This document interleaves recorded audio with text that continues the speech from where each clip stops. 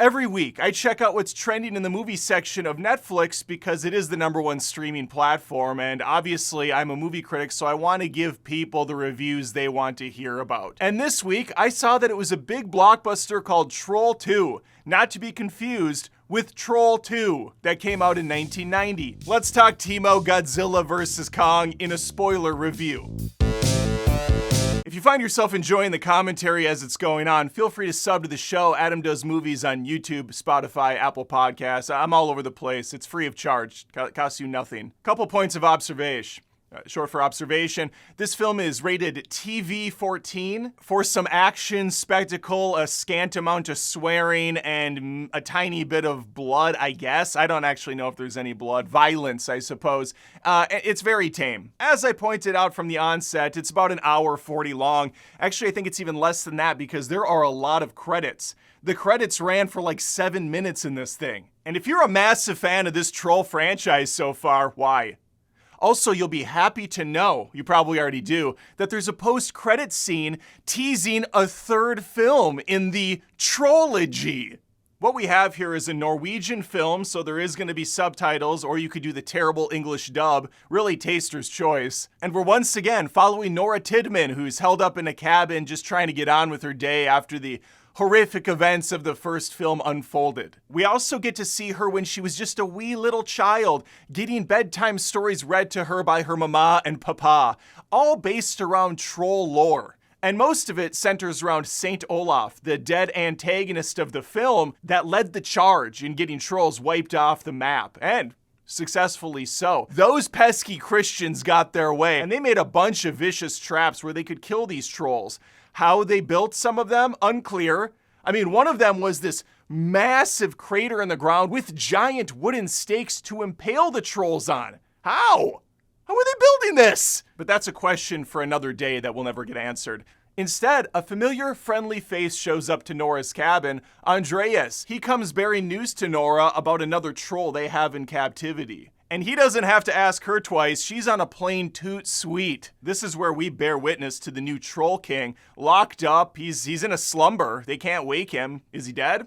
No, I don't think so. I think he's alive. And we're gonna find out he is, because after a conversation with a couple scientists, Nora decides, in her infinite wisdom, to take up an elevator and go whisper sweet nothings into the troll's ears, humming a song she learned as a child.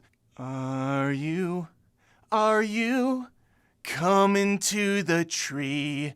Strange things are happening, they're happening to me. It's coincidentally the same song Katniss sings in Hunger Games. I'm joking, I'm joking. No, it's just some generic humming shit. That's gonna instantaneously awaken the troll, and the rest is a movie.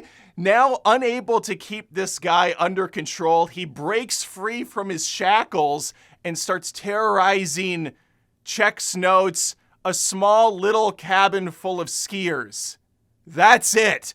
That's the entirety of the destruction and chaos you're gonna get in Troll 2. If I'm gonna sit and watch some dumbass crap for 1:40 minutes, at least give me the dumbass crap. At least have some larger than life spectacle and some ridiculous scenarios that take place. Instead, no, it's just this band of idiots globe-trotting around Norway trying to find other trolls to fight in the cause. By the way, a self-inflicted wound thanks to Nora humming to his ass. What was the point of any of this? Naturally, this takes them back to their old stomping grounds where the Troll King from the first film was laid to waste, I believe. I don't fucking remember the movie. But Andreas tells Nora they combed over this place a bunch of times, didn't find anything. And she's like, yeah, that's because they're morons who didn't know how to look. They didn't have this special rock that I could tap.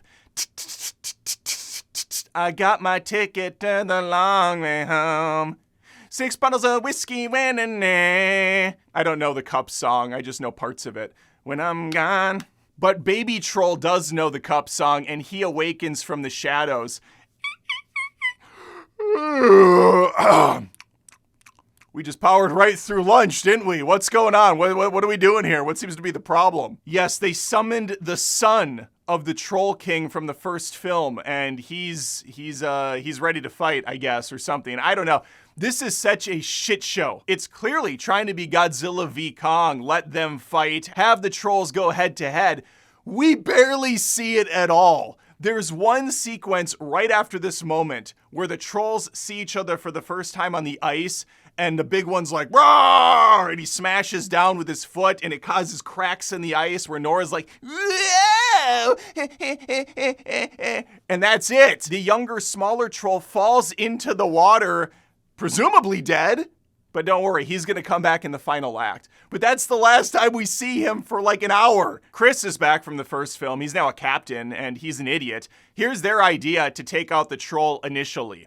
The guy's on the run. He rips off the top of a ski lodge, eats a couple of people that don't seem to be scared. They're taking photos with him, so they're dead. And Captain Chris and his crack squad team know that the best way to kill a troll is with UV light. I mean, it's really the same thing you do to get rid of COVID. You just hit the body with a bunch of UV.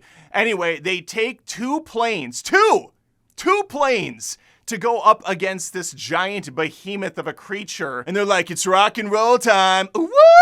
Dun, dun, dun, dun, dun, dun, dun, dun, dun, dun. They hit it with the lights. He's like, ouch! God damn! What a rush. They fly back around, and the troll's like, ugh! He hits one of the choppers. The dude flying it looks over to Captain Chris, who they can see clearly through the windows, gives him a tip of the hat, and then the plane crashes down, killing not only the people inside the plane, but he also aimed it at some skiers down below. So stupid. Oh, God. Chris hightails out of there, and instead of forming a plan with the government to say, hey, why don't we maybe have like 100 different machines with UV lights hitting this thing? Maybe they have drones. I think drone technology exists in 2025. You can strap a fucking light onto that. No, they're like, we're out of ideas. Hopefully Nora can come up with something, even though that she's the one that awoke this creature to begin with. When the youngling troll doesn't work out, this is where they're going to really get desperate, and they're going to seek out the grave of the man, the myth, the legend himself, Saint Olaf. And they find it pretty easily. All it takes is solving some puzzle like they're in a fucking game of Uncharted. There's 3 different holes that they have to put spears into, and now this is the only way I can achieve climax. They turn the wheel, and we find Saint Olaf, silver sword in hand. I should point out there's a couple other supporting characters. Andreas has his girlfriend who's pregnant. This is to give us sympathy later when that dipshit is going to sacrifice himself to destroy the troll. And we also have Lips McGee, who's supposed to be the hot chick of the film. They even do like a slow-mo intro to her. She's not hot.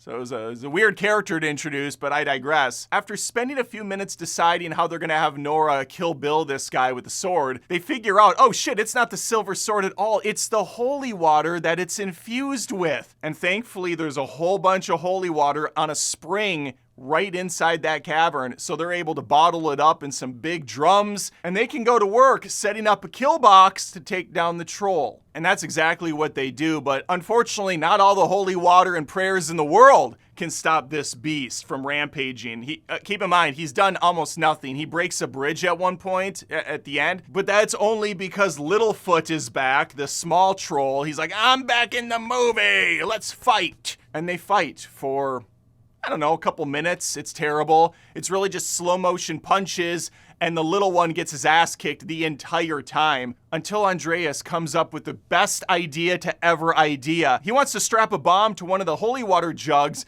lift it up into the helicopter, and drop it into the mouth of the big guy, blowing him up from the inside.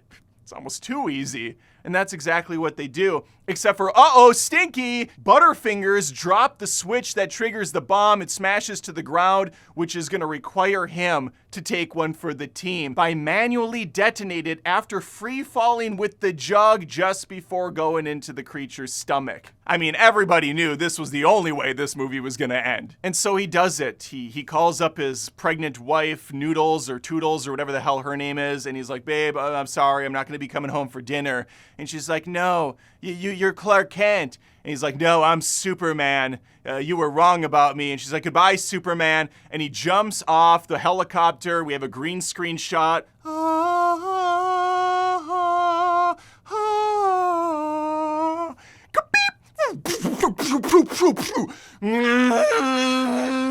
The troll blows up from the inside, but in case he wasn't dead yet, Littlefoot rips the troll's heart out into his hand and tries to act like he did something. You don't get to take credit for the kill, dude. The guy was already dead. And that is that, folks. A wasted hour and 40 minutes of my life that I won't get back, and I spent even more time, ironically, just recapping it for you. So we're well over 2 hours now spent on this fuckery. The film winds down with Nora back at her little cabin, and she looks outside to see her friend Littlefoot standing on yonder. Hi! As he walks off to his next misadventure, his big tail swaying back and forth between his legs. My wife walked in at this point, thought it was his penis. She got interested in the film, like, whoa, what are you watching here? I responded instantly, knowing what she was referring to. I said, that's his tail, and she was gone before we even finished the conversation. That's the movie. There is a post-credit where a little baby tiny troll pops up with one of the scientists. He's like, yes, we can make another terrible troll movie. We'll call this one Troll 3. Let me know if you saw this pile of ass. If you think I'm trolling, I can tell you I'm not. This movie was bad from front to finish. The only positive I'll say is it looks good and the effects are really nice. Like the visuals of the trolls, even though they're kind of dumb with the big noses, like they're just not badass to look at all. But visually, like the CG is really well done. Unfortunately, it's done in this film. Let me know though if you saw it. Please think of liking and subscribing to the show. Adam Does Movies, YouTube, Spotify, Apple Podcasts. You can hit the notification bell on YouTube so they show up in your feed in the future. I would appreciate it, and hopefully I see you next time. It's been a while since I've done a Limp Bizkit reference, so let's end with one. I keep trolling, what?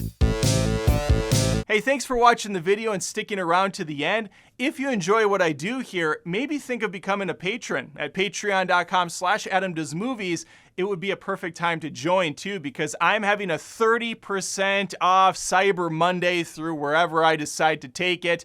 Join right now and you get that awesome benefit like these folks over here. And again, if you strike while the iron's hot, the discount will be applied. All right, hopefully I see you next time. Take care.